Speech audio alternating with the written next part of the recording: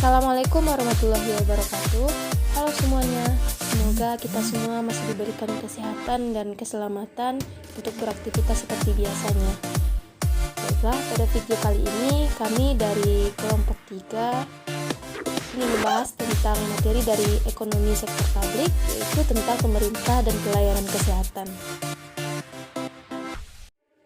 Kelompok kami beranggotakan Mutia Imelda BP 1810541002, Aura Endang Safitri BP 1810541006, Latifah Razidah BP 1810541014. Baiklah, langsung saja kita masuk ke dalam pembahasan yang pertama, yaitu pembukaan. Dalam bab 9 ini, kita akan membahas tentang peranan pemerintah di pasar Amerika Serikat untuk pelayanan kesehatan. Bagaimana sistem pembayaran pihak ketiga untuk layanan medis mempengaruhi insentif untuk mengkonsumsi dan menyediakan layanan kesehatan. Kemudian, membahas tentang mekanisme dan alternatif kebijakan yang dapat menghasilkan alokasi sumber daya yang efisien untuk pelayanan kesehatan dan membendung pertumbuhan pengeluaran pelayanan kesehatan yang meningkat. Dan selanjutnya, melihat alternatif pembiayaan dan penjatahan layanan medis dan pelayanan kesehatan, termasuk hak universal, asuransi kesehatan nasional, dan pelayanan kesehatan yang disediakan oleh pemerintah. Topik pertama yaitu tentang karakteristik pasar Amerika Serikat untuk pelayanan kesehatan. Di Amerika Serikat, sistem yang telah berkembang adalah sistem di mana asuransi kesehatan diberikan sebagai kompensasi sebagian besar karyawan untuk lansia dan orang miskin yang memenuhi syarat dilindungi oleh Medicare dan Medicaid. Pemerintah menyediakan program asuransi kesehatannya. Yang tidak bisa menerima asuransi ini dapat membeli asuransi kesehatannya di pasar. Pada pengeluaran dan pelayanan kesehatan di Amerika Serikat, peran pemerintah yang sangat kuat sama halnya dengan peningkatan pengeluaran untuk pelayanan kesehatan. Tetapi pengeluaran untuk pelayanan kesehatan lebih tinggi daripada pengeluaran oleh pemerintah Amerika Serikat. Pengeluaran kesehatan per kapita di Amerika Serikat lebih dari 2 kali lipat dari kebanyakan negara di Eropa. Pengeluaran untuk pelayanan kesehatan di Amerika Serikat termasuk dalam layanan rumah sakit, layanan profesional seperti dokter gigi, perawat, narkoba, peralatan dan bangunan pelayanan kesehatan, biaya administrasi sistem, dan biaya penelitian. Selanjutnya terdapat informasi tak simetrik, di mana penjualan medis lebih terinformasi tentang biaya dan kualitas daripada pembeli dengan siapa mereka berdagang.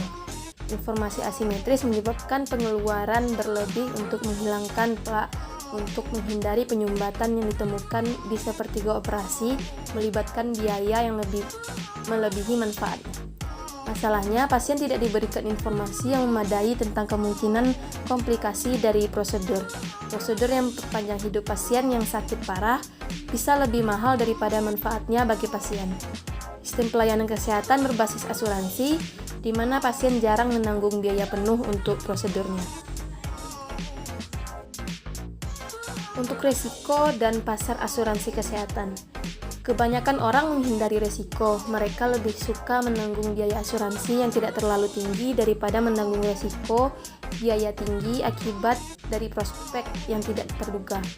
Perluasan asuransi kesehatan mencakup probabilitas yang tinggi dan risiko biaya yang rendah, sehingga premi asuransi akan tinggi.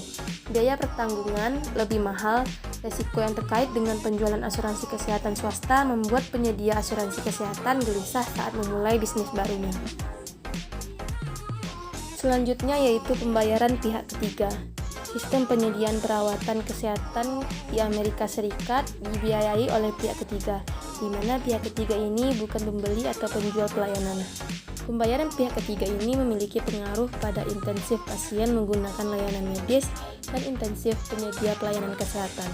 Deductible adalah asuransi khas rencana yang mengharuskan pasien mengeluarkan sejumlah biaya pelayanan kesehatannya terlebih dahulu. Setelah biaya tersebut dikeluarkan, jumlah yang dibayarkan sebagai biaya out of pocket oleh individu disebut dengan coinsurance. Biasanya 20% biayanya. Asuransi plan membayar 80% dari biaya yang ditanggung. Selanjutnya terlihat pada gambar 9.3 kurva asuransi kesehatan dan pasar untuk pelayanan kesehatan. Asuransi akan meningkatkan pengeluaran untuk pelayanan kesehatan, di mana kurva permintaan dan penawarannya untuk pelayanan kesehatan terlihat pada gambar 9.3.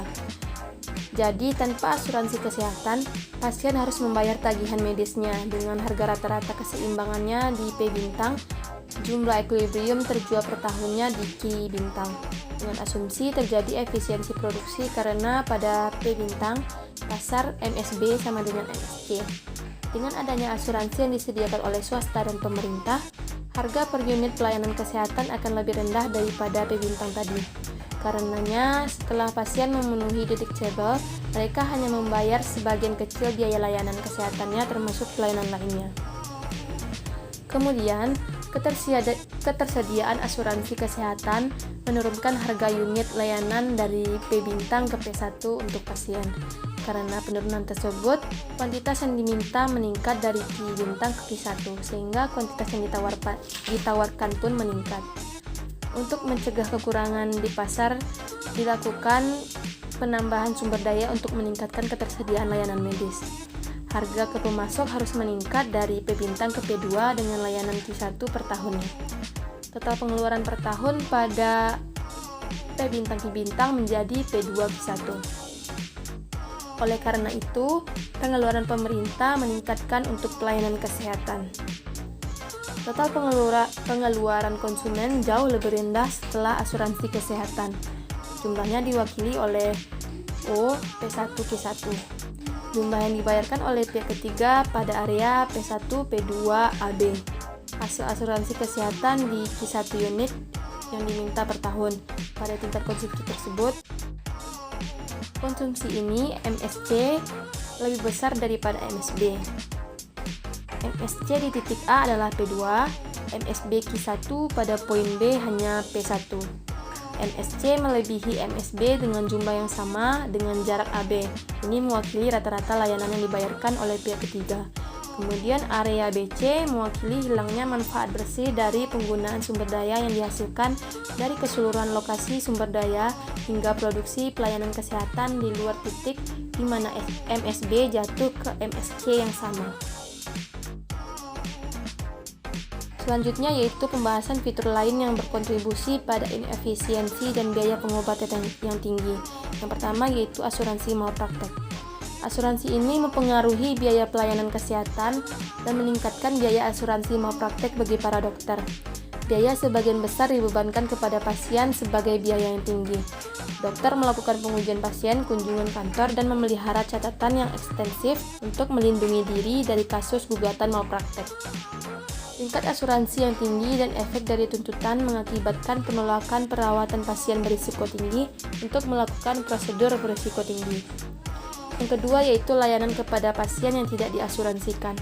Banyaknya institusi seperti rumah sakit yang wajib melayani pasien yang tidak diasuransikan yang tidak mampu untuk membayar perawatan kesehatan mereka. Jika lembaga non-profit merawat pasien yang tidak diasuransikan, tertanggung akan membayar perawatan yang tidak diasuransikan tersebut. Yang ketiga yaitu kemajuan teknologi dan kurangnya persaingan harga. Teknologi yang pesat dalam pelayanan kesehatan meningkatkan kualitas pelayanan kepada pasien. Namun karena pembayaran pihak ketiga mendorong penggunaan teknologi baru secara berlebihan, teknologi baru berkembang pesat melampaui titik di mana pasar manfaatnya sama dengan biaya marginalnya. Jika teknologi baru dikembangkan dan dimanfaatkan melebihi tingkat efisien, maka lebih dari jumlah modal yang efisien diperkerjakan di industri perawatan kesehatan. Keinginan para dokter untuk menyediakan dan meresepkan keajaiban teknologi modern juga telah berkontribusi pada peningkatan pengeluaran kesehatan di Amerika Serikat. Sistem pembayaran pihak ketiga untuk perawatan medis di Amerika Serikat mendorong para dokter dan pasiennya untuk memanfaatkan teknologi yang baru. Saat peralatan dan prosedur teknologi yang baru disebarluaskan melalui pasar, keberadaan mereka memberikan intensif bagi pemiliknya, seringkali yaitu dokternya sendiri, untuk menggunakan peralatan tersebut. Baiklah, materi selanjutnya mengenai pemerintah dan pelayanan kesehatan kompensasi untuk kegagalan pasar. Ketidaksempurnaan pasar untuk layanan kesehatan mengakibatkan tuntutan kegiatan pemerintah di berbagai bidang seperti penelitian, penyediaan informasi, dan distribusi layanan. Keyakinan umum bahwa individu cenderung kurang mengkonsumsi layanan medis karena mereka memiliki informasi yang tidak memadai, menyebabkan subsidi pemerintah untuk pengeluaran medis melalui pengecualian pajak atas tunjangan asuransi kesehatan yang diberikan oleh pemberi kerja, mana sistem penyediaan pelayanan kesehatan di Amerika Serikat menyebabkan konsumsi berlebihan daripada kurangnya konsumsi layanan medis karena berkurangnya kesadaran harga di pihak konsumen. Pemerintah juga berperan aktif dalam membantu melindungi pasien dari dokter yang tidak kompeten. Selanjutnya, ketimpangan pendapatan dan perawatan kesehatan. Pelayanan kesehatan harus menjadi hak yang dijamin, tersedia secara merata untuk semua, seolah-olah itu adalah barang publik. Di bawah sistem pelayanan kesehatan di Amerika Serikat, kemampuan membayar lebih ditentukan oleh pertanggungan asuransi kesehatan daripada pendapatan. Pemerintah diharapkan untuk menjamin hak atas asuransi kesehatan bagi semua warga negara terlepas dari kondisi kesehatan mereka. Sebagai alternatif untuk semua, banyak individu berpendapat bahwa semua warga negara harus dijamin dengan tingkat pelayanan kesehatan minimum terlepas dari pendapatan mereka. Program Medicaid dirancang untuk mencapai tujuan tersebut dengan menjamin pelayanan medis dengan harga nol bagi anggota masyarakat yang paling miskin. Pemerintah juga dapat memperluas asuransi kesehatan untuk orang yang hampir miskin dengan menyediakan asuransi kesehatan bagi para pekerja yang tidak tercakup di dalam polis asuransi kesehatan yang disediakan oleh perusahaan. Usulan lainnya adalah agar pemerintah memberikan bencana asuransi kesehatan. Asuransi ini dapat melengkapi asuransi kesehatan swasta dengan hanya setelah pasien menghabiskan semua manfaat asuransi kesehatan swasta yang mereka miliki, dan juga setelah membayar sejumlah biaya pengobatan dari kantong sendiri. Jenis asuransi ini dapat diberikan dengan biaya yang relatif rendah per orang untuk semua dan dibiayai melalui perpajakan. Materi selanjutnya mengenai pengeluaran pemerintah untuk perawatan kesehatan di Amerika Serikat. Pemerintah terlibat langsung dalam penelitian medis dan kesehatan, serta menyediakan sejumlah dana untuk pembangunan fasilitas medis seperti rumah sakit. Sedangkan sebagian besar pengeluaran pemerintah untuk perawatan kesehatan dilakukan melalui pembayaran langsung ke dokter, rumah sakit, dan perawatan kesehatan lainnya yang disediakan melalui dua program asuransi kesehatan umum utama negara, yakni Medicaid dan Medicare, yang menyumbang sebesar 80% dari semua pengeluaran pemerintah untuk perawatan kesehatan di Amerika Serikat pada tahun 2006. Medicare adalah program terbesar dan menyumbang 45% dari total pengeluaran perawatan kesehatan pemerintah, terutama dalam bentuk penggantian kepada penyedia perawatan kesehatan yang merawat orang tua. Sedangkan Medicaid membantu orang miskin dalam memenuhi pengeluaran perawatan kesehatan dan menyumbang sekitar 35% dari pengeluaran kesehatan pemerintah. Pemerintah juga membayar biaya pengobatan pekerja penyandang disabilitas melalui berbagai program kompensasi pekerja yang disediakan oleh pemerintah dan memberikan layanan medis kepada personel militer dan veteran. Rumah sakit yang dikelola negara bagian dan lokal, aktivitasnya disubsidi melalui pembayaran pemerintah yang dibiayai oleh pajak. Selanjutnya dapat dilihat di tabel 9.1, di mana tabel 9.1 ini merangkum pengeluaran publik untuk perawatan kesehatan pada tahun 2006 dan menunjukkan bahwa sebagian besar pengeluaran kesehatan dibiayai oleh pemerintah dengan program asuransi. Pengeluaran keseluruhan untuk perawatan kesehatan, pengeluaran pemerintah di bidang ini meningkat dengan cepat sejak tahun 1965 ketika Medicaid dan Medicare diperkenalkan sebagai program asuransi kesehatan pemerintah. Selanjutnya, gambar 9.4 menunjukkan bagaimana pengeluaran pemerintah untuk perawatan kesehatan telah tumbuh sejak 1965. Pemerintah federal juga memberikan tunjangan kesehatan bagi para veteran di rumah sakit yang dikelola oleh administrasi veteran. Biaya penyediaan layanan medis bagi para veteran telah meningkat karena mereka yang bertugas dalam Perang Dunia II telah menua. Dan karena para veteran perang di Irak dan Afghanistan juga membutuhkan perawatan. Selanjutnya materi mengenai Medicare.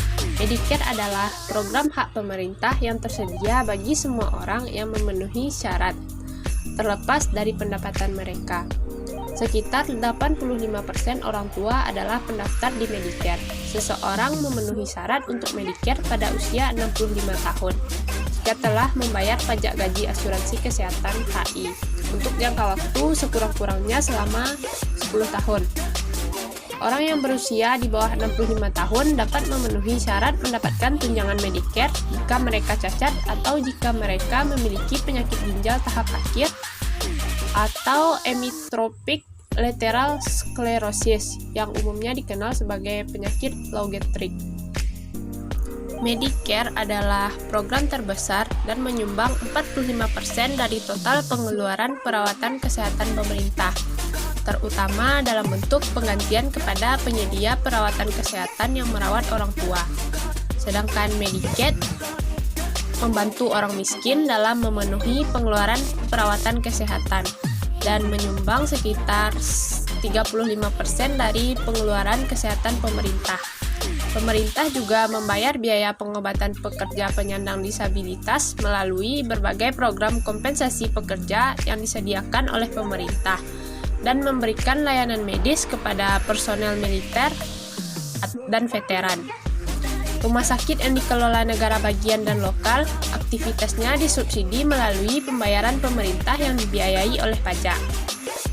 Topik selanjutnya mengenai pembiayaan dan pengeluaran Medicare. Medicare pada dasarnya adalah program sosial yang dibayar sesuai penggunaan program jaminan. Undang-undang yang diberlakukan pada tahun 1997 akan membantu Medicare tetap berfungsi tanpa perlu kenaikan pajak hingga kuartal kedua abad ke-21. Untuk mereformasi Medicare, program baru yang dimulai pada tahun 1998 membatasi pembayaran kepada penyedia untuk mengontrol harga dan penggunaan layanan tersebut oleh mereka yang terdaftar dalam program tersebut. Selanjutnya mengenai alat utama yang digunakan untuk mengontrol pengeluaran Medicare adalah batasan pembayaran kepada penyedia melalui sistem pembayaran prospektif dan batasan lain tentang berapa banyak Medicare akan membayar untuk prosedur tertentu. Alternatif lain yang dapat mengurangi tingkat pertumbuhan pengeluaran termasuk menaikkan usia yang memenuhi syarat. Akhirnya, biaya dapat dikurangi secara tajam dengan meningkatkan deductible dan pembayaran co-insurance untuk mereka yang ditanggung oleh Medicare. Topik selanjutnya yaitu mengenai pertanggungan obat resep menurut Medicare bagian D. Pada November tahun 2003, Kongres mengeluarkan undang-undang untuk memberikan asuransi obat resep bersubsidi kepada warga yang berusia di atas 65 tahun, di mana Undang-Undang Obat dan Modernisasi Resep Medicare tahun 2003 memberikan penerima Medicare rencana asuransi pembelian obat opsional yang dikenal sebagai Medicare bagian D. Perlindungan asuransi ini disediakan melalui rencana asuransi obat resep swasta bersubsidi yang tersedia untuk pendaftar Medicare di wilayah geografis tertentu.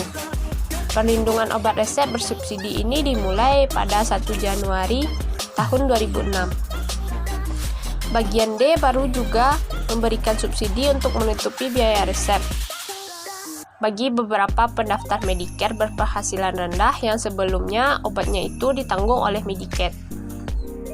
Topik selanjutnya mengenai rencana pembelian obat, yaitu cara kerjanya, di mana penerima manfaat Medicare yang memilih untuk mendaftar dalam rencana membayar premi yang ditetapkan oleh penyedia swasta dari rencana yang mereka pilih. Perusahaan asuransi ini mengelola rencana tersebut berdasarkan kontrak dengan pemerintah federal. Perusahaan asuransi tidak menawarkan setiap merek obat tertentu kepada pendaftar, atau bisa jadi menawarkan beberapa obat tertentu dengan harga yang lebih rendah daripada alternatif. Ini tergantung pada kesepakatan yang dibuat dengan perusahaan farmasi. Selanjutnya mengenai perlindungan obat yang diberikan oleh pemberi kerja. Untuk mencegah pemberi kerja menghentikan pertanggungan obat resep untuk pensiunan pekerja, Undang-Undang memberikan subsidi bebas pajak kepada pemberi kerja yang mempertahankan perlindungan obat untuk pensiunan setelah rencana Medicare berlaku efektif. Topik selanjutnya mengenai keuangan publik dari rencana pembelian obat. Rencana tersebut akan mencangkup perkiraan 40 juta lansia dan warga negara cacat di Amerika. Undang-undang secara khusus melarang Medicare menegosiasikan penurunan harga atas nama mereka yang diasuransikan di bawah rencana. Selain itu, untuk mencegah penurunan harga bagi pemasok, undang-undang juga secara khusus tidak akan membayar obat yang diimpor kembali. Biaya rencana tersebut juga tergantung pada berapa banyak warga lanjut usia yang mendaftar untuk rencana obat resep Medicare, dan sejauh mana perusahaan asuransi swasta mengelola rencana tersebut dapat menegosiasikan diskon dengan pemasok farmasi. Topik selanjutnya mengenai asuransi Medicare untuk obat dilarang, di mana rancangan undang-undang Medicare baru secara khusus melarang penjualan asuransi Medicare untuk membayar porsi pengeluaran obat yang tidak ditanggung oleh rencana obat resep Medicare.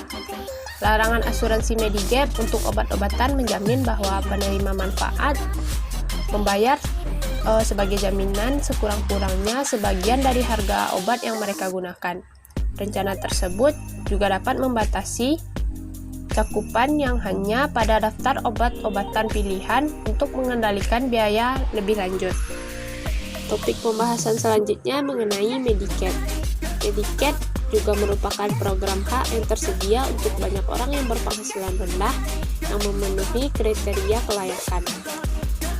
Medicare ini dikelola oleh pemerintah negara bagian. Medicare pada dasarnya beroperasi seperti program asuransi, mengganti rumah sakit dan mereka yang menyediakan layanan medis serta kesehatan kepada individu yang terdaftar dalam program tersebut sesuai dengan pedoman dan batasan yang bervariasi dari negara bagian ke negara bagian. Program Medicare ini dirancang untuk menjamin tingkat minimum perawatan kesehatan terutama bagi mereka yang berada dalam kemiskinan, dan juga Medicare ini dianggap sebagai program asuransi yang merupakan bagian dari jaring pengaman untuk semua. Program Medicare dirancang untuk memastikan masyarakat miskin dan mereka yang menjadi miskin karena biaya pengobatan yang besar dapat memperoleh perawatan medis yang layak. Sebagian besar biaya dari Medicare ini ditanggung oleh pemerintah negara bagian, dan banyak pemerintah negara bagian yang akhir-akhir ini mengalami masalah keuangan yang parah. Pembahasan selanjutnya atau topik selanjutnya yaitu bagaimana pemerintah negara bagian akan berusaha untuk mengontrol biaya Medicare. Pemerintah negara bagian mengambil langkah untuk mengurangi tingkat pertumbuhan pengeluaran di bawah Medicare. Strategi umum adalah mengurangi tarif penggantian ke penyedia Medicare.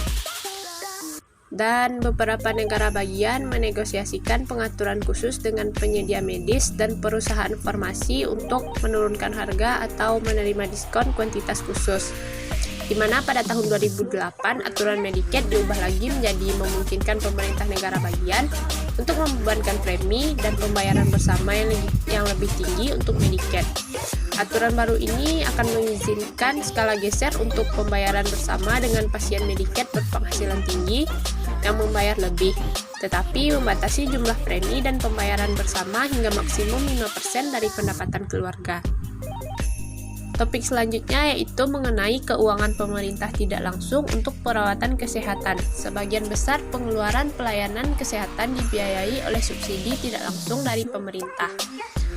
Alih-alih melibatkan pengeluaran oleh pemerintah, subsidi ini mengambil bentuk pengurangan pendapatan melalui perlakuan pajak yang menguntungkan atas kontribusi karyawan dan pemberi kerja untuk asuransi kesehatan swasta, di mana jumlah yang dibayarkan pemberi kerja untuk asuransi kesehatan kepada karyawan tidak dikenakan pajak sebagai gaji atau dianggap sebagai bagian dari pendapatan kena pajak karyawan.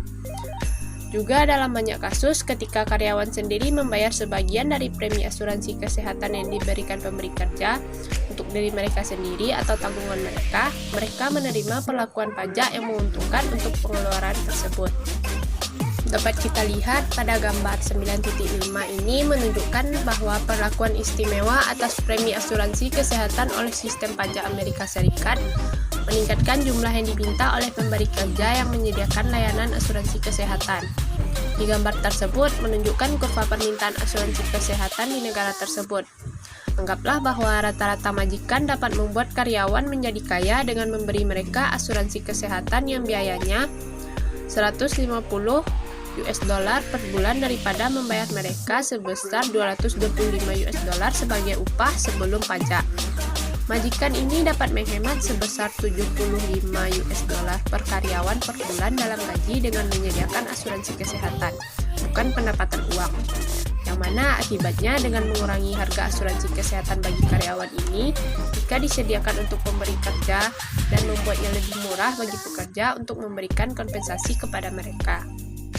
Grafik 9.5 tersebut menunjukkan bahwa perlakuan pajak terhadap asuransi mempengaruhi kuantitas permintaan asuransi kesehatan. Dan dalam kasus ini, karyawan tersebut mendapatkan asuransi kesehatan sebagai tunjangan tambahan yang tidak dapat dikenakan pajak sebesar 150 US dollar per bulan. Karyawan rata-rata harus melakukannya sebesar 225 US dollar per bulan untuk membayar polis jika dibeli dari majikan seharga 150 US dollar, di mana terjadi penurunan harga yang efektif dari 225 US dollar menjadi 150 US dollar untuk pekerja yang meningkatkan kuantitas asuransi yang diminta. Penghasilan yang sesuai dengan kotak berbayang pada grafik yang mewakili upah kena pajak akan dimiliki telah dibayarkan kepada pekerja untuk membeli jumlah yang sama dari asuransi kesehatan asalkan bebas pajak oleh majikan atau tidak dikenakan pajak oleh majikan. Asuransi kesehatan berbasis pengusaha. Orang tanpa asuransi kesehatan berbasis pengusaha harus membayar tarif yang lebih tinggi. Perusahaan asuransi berasumsi bahwa mereka yang tidak bekerja lebih cenderung memiliki kesehatan yang lebih tinggi. Dampaknya, sistem berbasis pengusaha cenderung menaikkan harga asuransi bagi mereka yang tidak bekerja. Sistem asuransi kesehatan berbasis pengusaha juga mengurangi mobility dan dapat mengakibatkan pekerja menunda pensiun untuk menghindari kehilangan asuransi kesehatan atau tunjangan sebelum mereka memenuhi syarat untuk Medicare. Reformasi pelayanan kesehatan, masalah dan kebijakan. Di Amerika Serikat, kontroversi mengenai reformasi pelayanan kesehatan dan peran pemerintah berpusat pada dua masalah. Pertama, mengontrol pertumbuhan pengeluaran pelayanan kesehatan untuk mencegah pelayanan kesehatan menyerap PDB yang terus meningkat. Yang kedua, perlindungan universal bagi orang Amerika dengan membuat asuransi kesehatan yang merupakan hak yang dijamin pemerintah untuk semua warga negara. Tidak ada reformasi sistem pelayanan kesehatan tanpa redistribusi manfaat di antara konsumen dan penyedia layanan kesehatan. Keinginan untuk mengontrol laju pertumbuhan pengeluaran untuk pelayanan kesehatan semakin meningkat dan lebih kuat. Sistem pembayaran pihak ketiga di Amerika Serikat mendorong keseluruhan lokasi sumber daya untuk pelayanan kesehatan di mana manfaat sosial marginal dari layanan medis sama dengan biaya sosial marginal dari layanan tersebut. Sistem asuransi kesehatan di Amerika Serikat melibatkan administrasi yang tinggi yang dapat dikurangi dengan pemrosesan klaim terpusat. Di Kanada, di mana pemrosesan klaim ditangani oleh pemerintah dan lebih terpusat daripada Amerika Serikat. Biaya administrasi hanya 2,5% dari pengeluaran pelayanan kesehatan yang berbeda dari 5% di Amerika Serikat.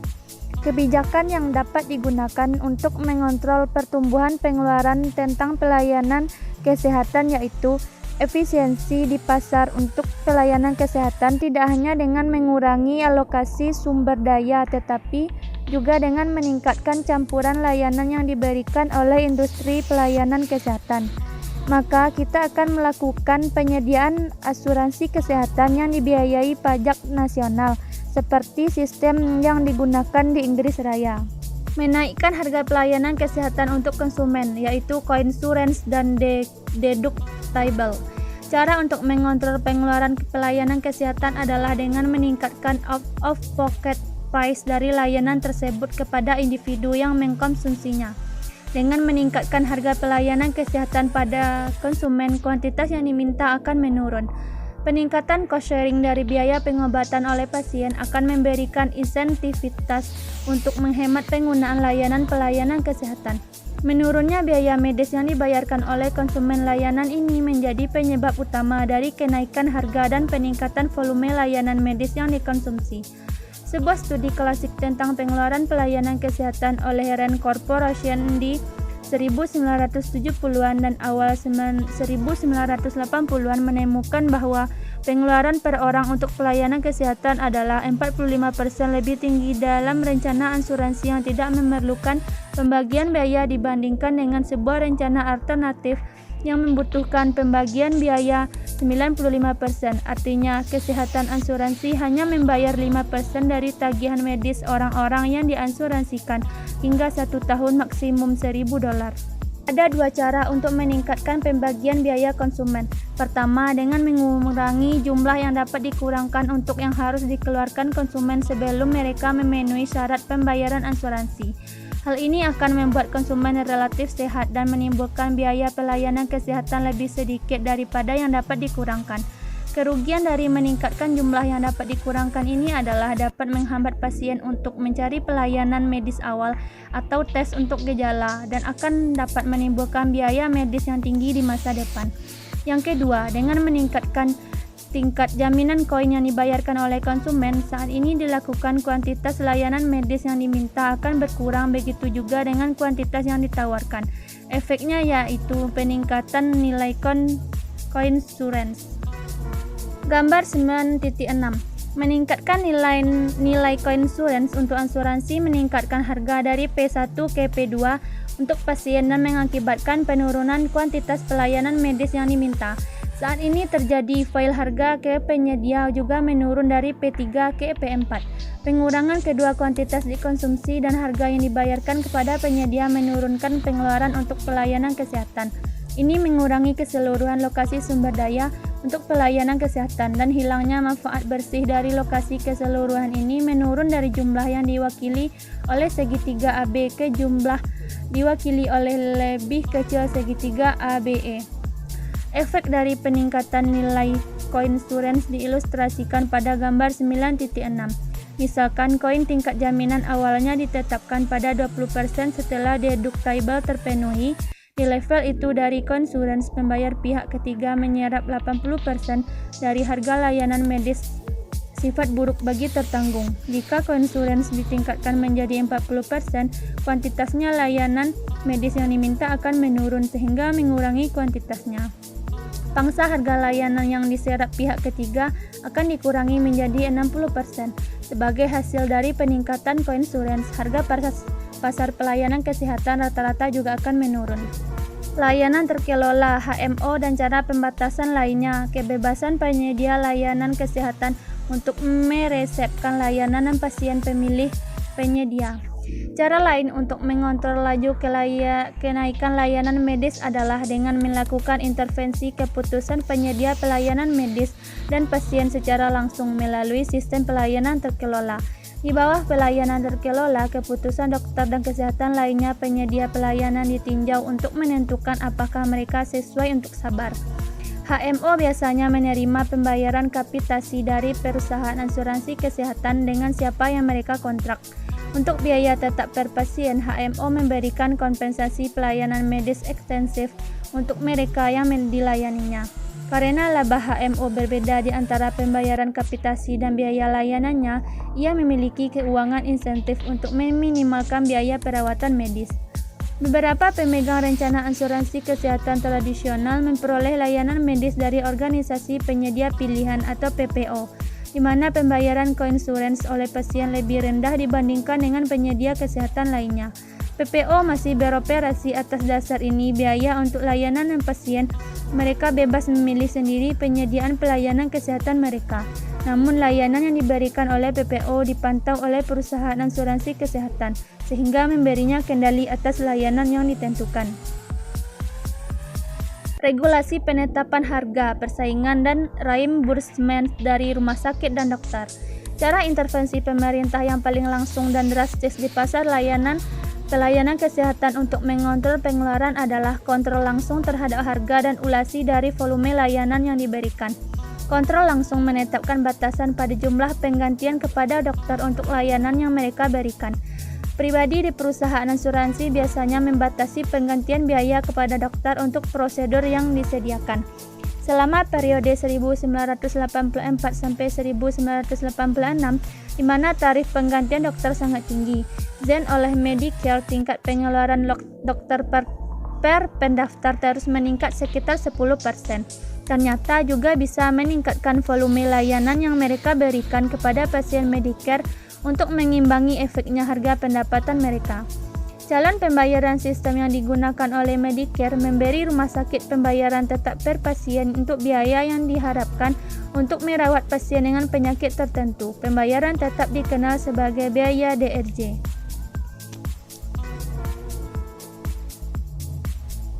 Kesenjangan dalam cakupan asuransi kesehatan di Amerika Serikat. Sistem asuransi kesehatan Amerika Serikat memberikan manfaat asuransi kesehatan secara massal dari yang bekerja, fakir, dan orang tua. Pada 2008 diperkirakan 46,3 juta orang lebih muda dari 65 tidak memiliki asuransi kesehatan. Total ini berjumlah 14,3% dari populasi Amerika Serikat. Salah satu penyebab menurunnya cakupan adalah berkurangnya jumlah karyawan yang dilindungi oleh asuransi kesehatan oleh pimpinan mereka. Sekitar setengah dari mereka yang tidak diasuransikan di bawah 65 tahun memiliki pekerjaan dan pendapatan relatif rendah, tetapi tingkat pendapatan mereka tidak cukup rendah untuk membuat mereka memenuhi syarat untuk manfaat Medicare. 30% lainnya dari yang tidak diasuransikan adalah tanggungan dari pekerja yang tidak diasuransikan. Bahkan di perusahaan besar, sejumlah besar karyawan tidak memenuhi syarat asuransi kesehatan yang disediakan pimpinan. Pekerja paruh waktu yang jumlahnya sekitar 20% dari Angkatan Kerja Amerika Serikat umumnya tidak memenuhi syarat untuk kesehatan yang diberikan oleh pemberi kerja asuransi bahkan di perusahaan besar. Karyawan baru biasanya harus menunggu beberapa saat sebelum mereka memenuhi syarat untuk mendapatkan perlindungan asuransi kesehatan yang disediakan oleh pemberi kerja. Pekerja yang sering berganti pekerjaan dan hanya bekerja untuk waktu yang singkat pada suatu pekerjaan, bahkan dalam satu perusahaan besar, seringkali tanpa perlindungan asuransi kesehatan untuk waktu yang lama. Kredit pajak untuk asuransi kesehatan. Salah satu metode untuk memperluas asuransi kesehatan kepada yang tidak diasuransikan adalah melalui subsidi pemerintah untuk menurunkan biaya per kebijakan. Kredit pajak bisa berjumlah subsidi $1.000 hingga $2.000 per keluarga tersedia bagi mereka yang tidak tercakup dengan rencana lain. Masalah dengan sistem pemberian perawatan kesehatan di Amerika Serikat yaitu: pertama, sistem pembayaran pihak ketiga mengakibatkan kelebihan pasokan pelayanan kesehatan, layanan relatif terhadap jumlah yang efisien, pengurangan kesadaran harga di bagian dari konsumen pelayanan kesehatan, dan juga layanan medis dalam mengganggu kemampuan inti dari sistem harga untuk jatah pelayanan kesehatan. Kedua, kemampuan dokter, rumah sakit, dan penyedia layanan kesehatan lainnya untuk mempengaruhi permintaan pelayanan kesehatan telah berkontribusi pada peningkatan tajam pelayanan kesehatan. Ketiga, sebagian besar penduduk belum terlayani oleh kesehatan pertanggungan.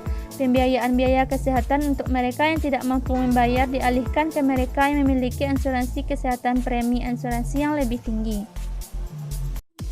Sekian pembahasan kita tentang mata kuliah Ekonomi Sektor Publik. Jika ada kesalahan kami mohon maaf. Kami sudahi dengan Assalamualaikum warahmatullahi wabarakatuh.